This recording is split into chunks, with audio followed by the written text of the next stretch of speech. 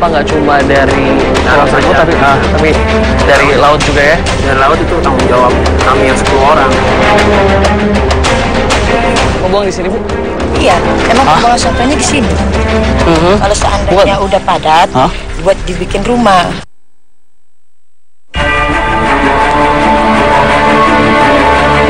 Indonesia, inilah negara kepulauan terbesar di dunia.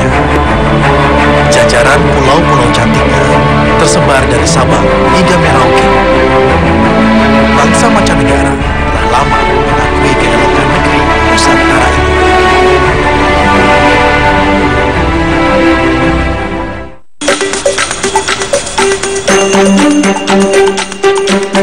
Indonesiaku kali ini hendak mendatangi bagian kepulauan yang paling dekat dengan ibu kota negara, Kepulauan Seribu.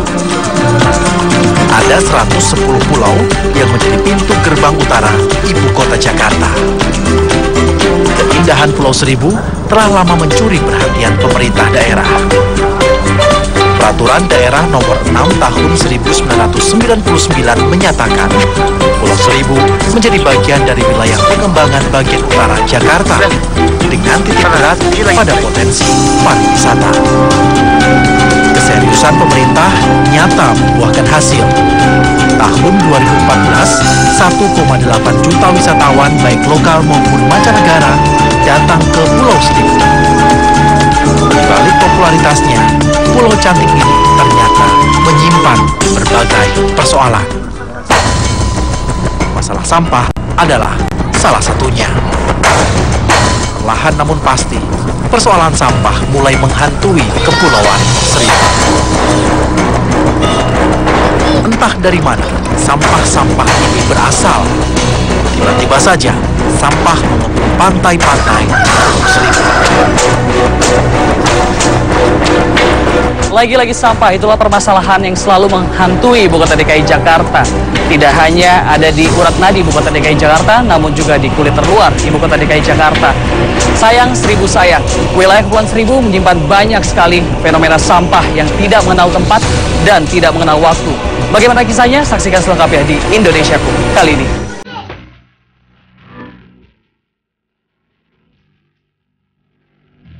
Dari Teluk Jakarta, saya akan menuju Pulau Panggang. Kabarnya, pulau ini sekarang dikepung oleh ribuan ton sampah. Seperti Pulau Pramuka dan Pulau Karya, Panggang adalah bagian dari Kecamatan Kepulauan Seribu Utara.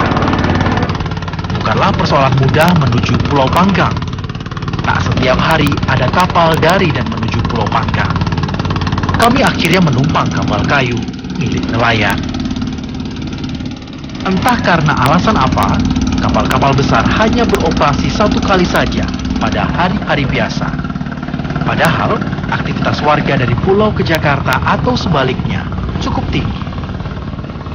Setelah 4 jam mengarungi laut, saya akhirnya tiba di Pulau Pramuka. Pulau Pramuka adalah satu-satunya terminal transit menuju Pulau Panggang. Pulau Pramuka seakan menjadi saksi bisu bagi perubahan lingkungan di Pulau Panggang. Sekitar tahun 60-an, pulau terpadat di dunia ini keadaannya bersih dan penuh pepohonan. Namun kini, Pulau Panggang telah berubah, kumuh dan kotor oleh sampah. Terbatasnya lahan menjadi alasan sampah ada di mana-mana. Kurangnya lahan untuk tempat pembuangan akhir menjadikan sampah tak terserap dan lari ke tempat yang tak semestinya. Di sini, warga hidup berdampingan dengan timbunan sampah di dekat tempat tinggal mereka adalah hal yang biasa. Sebenarnya, ada 2 titik tempat pembuangan akhir di Pulau Panggang. Titik sebelah barat adalah TPA hasil inisiatif warga dan TPA sebelah timur yang dikelola pemerintah. TPA di sebelah timur lebih luas dari TPA di sebelah barat. Namun petugas kebersihan yang hanya berjumlah 10 orang tak cukup untuk membereskan sampah-sampah di Pulau Panggang. Ya, sebagai pulau terpadat, Pulau Panggang ini ternyata ada 1.600 kepala keluarga yang membuang sampah semua tempat pembuangan akhirnya ada di sini. Sayang banget rasanya kalau misalnya dari kepadatan pulau yang ada di sini dengan warga yang begitu banyak, tempat pembuangan akhirnya cuma seluas tidak lebih dari 10 meter persegi.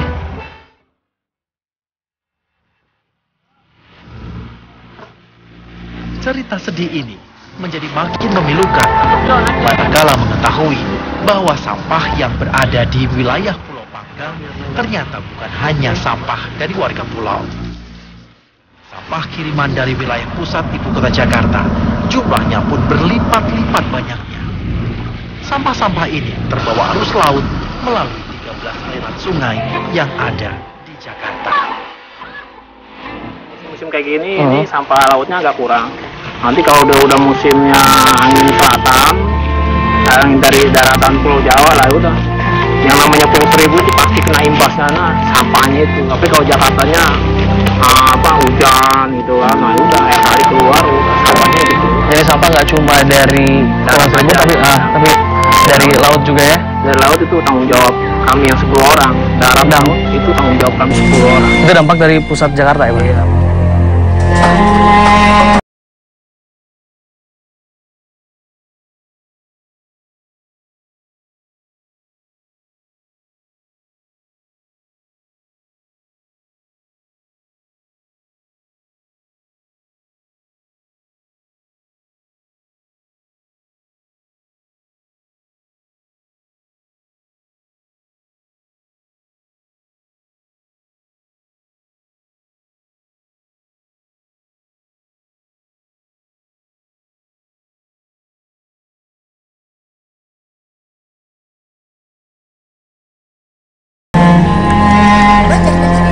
Udah berapa lama tinggal sini, Bu?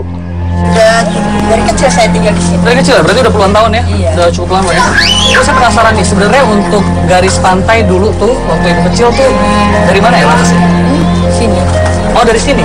Dari sini sampai ke sana udah kira-kira berapa meter tuh, Bu? Ada 30. Oh, 30 meter. Coba, ini juga Bu, udah panjang ya?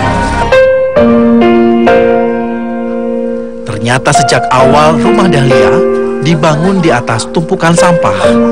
Terbatasnya lahan membuat Dahlia dan keluarganya harus berdamai dengan sampah.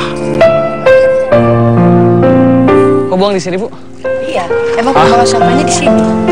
Gimana caranya tuh? Maksudnya dibuang sampah di sini bukannya ada TPA? Ini kan buat rumah. Kalau TPA kan jauh. TPA. Tengah juga pembuangannya di sini. Ini buat rumah jadi timbunan. Kalau seandainya udah padat, buat dibikin rumah. Budaya warga membangun rumah di atas timbunan memang sulit untuk diubah. Banyak warga yang masih belum sadar akan bahaya tinggal bersama sampah. Tepat di mana saya berdiri saat ini dulunya adalah permukaan air laut. Namun seiring perkembangan zaman, warga di Pulau Panggang pun semakin padat, memaksa mereka untuk membuka pemukiman baru dengan menimbun sampah seperti ini.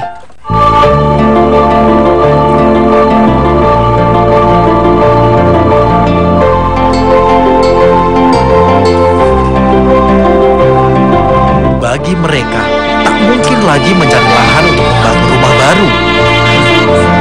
Timbunan sampah menjadi satu-satunya pilihan mereka. Tujuan mereka sebenarnya hanya satu, agar seluruh keluarga bisa kumpul di pulau ini. Dahlia ternyata hanyalah satu dari ribuan warga di Pulau Panggang yang hidup berdampingan dengan sampah. Masih ada ribuan kepala keluarga lainnya merasakan nestapa yang sama seperti Dahlia. Keadaan seperti ini tentu tak bisa dibiarkan terus-menerus. Pemerintah daerah harus segera turun menyelesaikan persoalan ini. Sampah dan pemukiman menjadi soal yang kait-mengait yang bisa membahayakan jika tidak segera diatasi.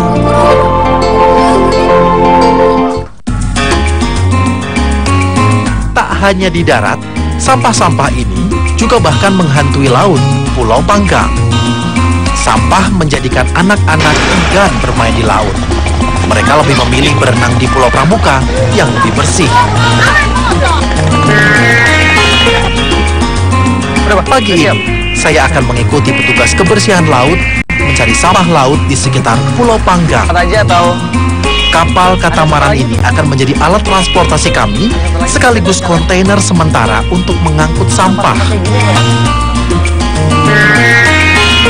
setiap hari kapal pengangkut sampah ini beroperasi pada pukul 7 pagi hingga jam 12 siang dan kemudian dilanjutkan lagi pada pukul 2 sore hingga pukul 5 sore. Dan kapal ini beroperasi di tiga kepulauan yang ada di Kelurahan Pulau Panggang, yaitu ada di Pulau Pramuka, Pulau Panggang, dan Pulau Karya.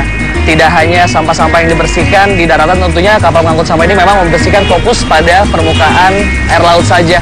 Tapi sayangnya dasar laut atau di dalam laut sampah-sampahnya tidak bisa diambil oleh kapal pengangkut sampah ini. Sampah di bawah laut ternyata tak kalah mengerikan jumlahnya. Tumpukan ban bekas, aneka plastik dan logam usang menumpuk di dasar laut Pulau Panggang. Sampah-sampah yang di bawah laut seperti ini kayak gimana, Pak? Ya kalau Kan ada tuh banyak bungkus-bungkus di bawah. ya kalau masih kena kita ambil, kalau nggak kena ya udah. Paling yang kena aja gitu, yang di atas. Yang di atas saja ya. Sekali jalan, katamaran butuh Kalau kayak gini 45 terlalu liter sampah nggak ya? BBM. Dalam sehari, kapal ini bisa mengangkut 2 ton sampah laut. Namun ternyata, jumlah ini masih terlalu kecil jika dibandingkan dengan derasnya arus sampah kiriman dan sampah laut domestik dari Provinsi pulau. DKI Jakarta. Diperkirakan ada Sore, 4 ton sampah laut setiap harinya di pulau ini. Jumlah ini meningkat 2 kali lipat jika musim penghujan tiba. Sampah-sampah ini terlalu banyak. Entah kemana lagi, gelombang laut akan membawa sisa sampah-sampah ini.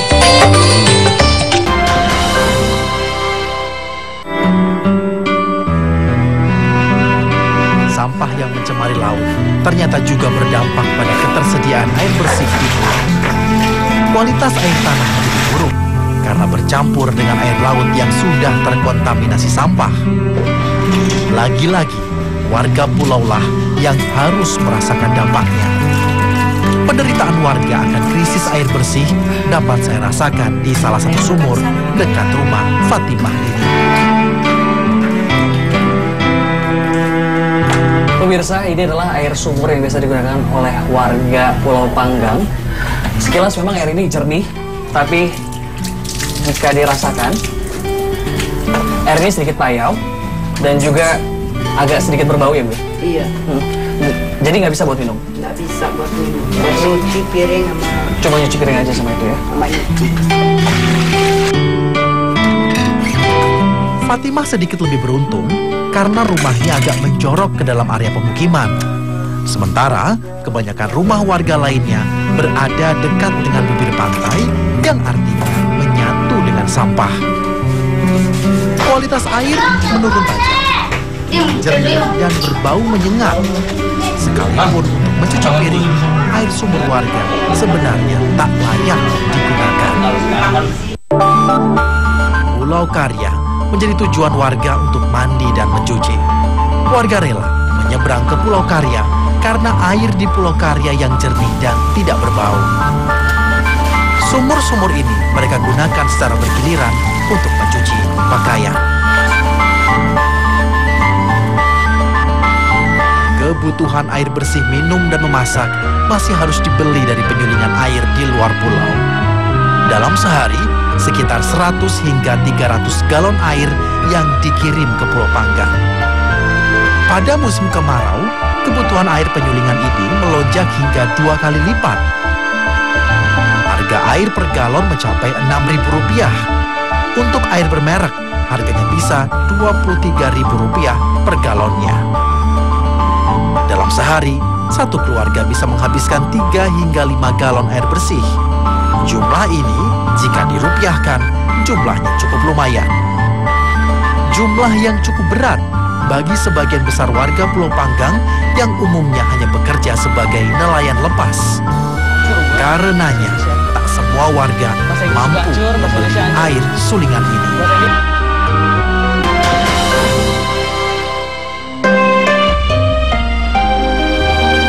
Amanat Undang-Undang Nomor 18 Tahun 2008 menyebutkan bahwa pemerintah wajib memberikan langkah-langkah kebijakan yang strategis terkait dengan pengelolaan sampah terintegrasi.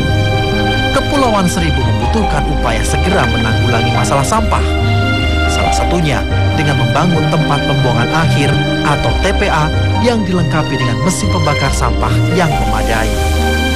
Saat ini, TPA yang memiliki mesin pembakar sampah hanya mampu mengolah 2 ton sampah per hari. Anggaran bahan bakar yang terbatas membatasi jumlah operasi TPA. Sementara itu, instalasi pengolahan limbah atau IPAL yang seharusnya bisa menjadi harapan warga mendapatkan air bersih ternyata belum juga beroperasi. Ya kan udah masuk Pak, IPAL itu. Tapi kalau seumpama bakal comberan doang, setuju. Tapi kalau dicampur sama WC, enggak. Pengelolaan IPAL yang kurang serius justru menambah masalah baru. Seperti di Pulau Pramuka, air limbah seringkali merembes ke permukiman warga dan menimbulkan bau tidak sedap. Ini menjadi makin memprihatinkan manakala air limbah dibuang ke laut begitu saja tanpa melalui proses pengolahan menjadi air bersih. Instalasi IPAL yang buruk akhirnya justru merusak keindahan jalan-jalan kecil yang ada di Pulau Pramuka. Karena kita percaya dan yakin bahwa Pulau Seribu yang kita jual adalah laut, gitu. Jadi itu harus dijaga benar. Untuk menjaga itu targetnya sampai kapan Pak? 2000 Kira-kira untuk bawah laut juga? 2016 saya yakin ya, tapi memang untuk menjaga, karena karang itu tumbuh lama ya. 1 senti itu katanya bisa setahun 2 tahun gitu. Jadi memang butuh waktu cukup lama. Tapi 2015 ini kita berusaha maksimal, 2016 saya pikir udah bisa ada beberapa spot yang bisa dijual baik.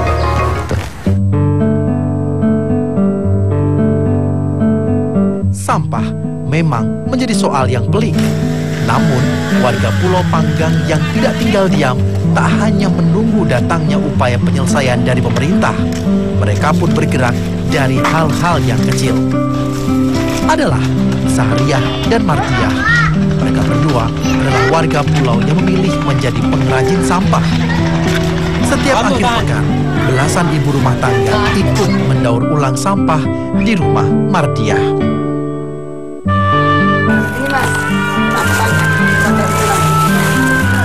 Ternyata dari sekian banyaknya permasalahan sampah yang ada di ibu kota DKI Jakarta, masih ada segelintir masyarakat yang peduli akan sampah dan mendaur ulang sampah-sampah ini menjadi barang-barang cantik seperti ini. Dan bahkan barang-barang cantik ini berhasil diekspor hingga ke mancanegara seperti Kanada dan juga Belanda. Dalam 1 bulan, ibu-ibu ini mampu menghasilkan 200 buah karya daur ulang dari sampah. Dalam 1 bulan, para ibu ini membutuhkan 20 kg sampah. Hasilnya cukup lumayan. Barang kerajinan mereka mampu terjual dengan harga berkisar Rp25.000 hingga Rp100.000. Dalam 1 bulan, hasil menjual barang-barang ini pun cukup fantastis, Rp6 juta. Sudah hampir 5 abad kota Jakarta berdiri, namun permasalahan sampah semakin tidak ada ujungnya. Tidak hanya keterlibatan masyarakat yang dibutuhkan, namun juga komitmen dari pemerintah untuk mengatasi masalah sampah. Demikian Indonesia kali ini, sampai jumpa.